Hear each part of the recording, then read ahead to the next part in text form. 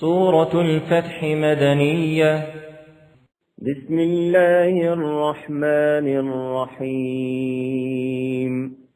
إنا فتحنا لك فتحا مبينا ليغفر لك الله ما تقدم من ذنبك وما تأخر ويتم نعمته عليك ويهديك صراطا مستقيما وينصرك الله نصرا عزيزا.